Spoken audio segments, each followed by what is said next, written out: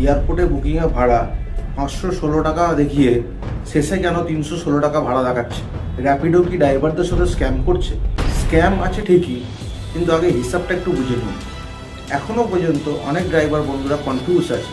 Booking যখন আসছে তখন ভাড়া দেখাচ্ছে 516 টাকা, প্যাসেঞ্জারকে ড্রপ লোকেশনে নিয়ে যাওয়ার পরে যখন ক্যাশ কালেক্ট করছে তখন ভাড়া দেখাচ্ছে 416 টাকা, আর ট্রিপ এন্ড হলে ভাড়া দেখাচ্ছে 327 টাকা। এটা কেন? এটা সবারই প্রশ্ন। র্যাপিডো আমাদের ঠকাচ্ছে না তো? চলুন তাহলে পরিষ্কার করে হিসাবটা দেখি। বুকিং আসলো 516 টাকা, এই 516 টাকার মধ্যে কিন্তু পার্কিং ইনক্লুডেড আছে। পার্কিং কত?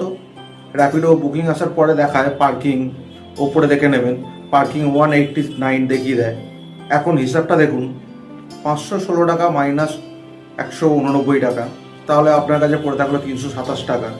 এটাই হলো আপনার আসল ড্রাইভিং আর্নিং। তাহলে 100 টাকা কেন কম দেখাচ্ছে ক্যাশ কালেক্ট করার সময়? এখন সকলেরই প্রশ্ন এটা থাকবে, প্যাসেঞ্জারের কাছ থেকে কেন 416 টাকা ক্যাশ নিতে বলছে? কারণ এয়ারপোর্ট বুকিংয়ে র্যাপিডো সবসময় 100 টাকা করে এয়ারপোর্টে বুস্ট দেয়।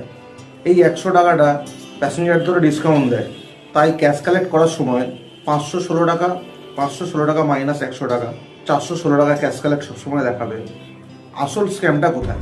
এয়ারপোর্টে পার্কিং আসলে 100 টাকা, কিন্তু এই অ্যাপ ক্যাব কোম্পানিগুলো কেউ নিচ্ছে 189 টাকা, কেউ নিচ্ছে 200 টাকা, কেউ নিচ্ছে 220 টাকা। এই বাড়তি পার্কিং চার্জটাই হলো ড্রাইভার আর প্যাসেঞ্জারদের দুজনের সাথেই স্ক্যাম। তাই র্যাপিডো পুরোটাই স্ক্যাম নয়, কিন্তু হিসাবটা এরকমভাবেই দেখানো যাতে ড্রাইভাররা সবসময় কনফিউজ থাকে। এয়ারপোর্ট পার্কিং নিয়ে একটা ভিডিও বানিয়ে দেবো, খুব শিগগিরই আসবে সেটা।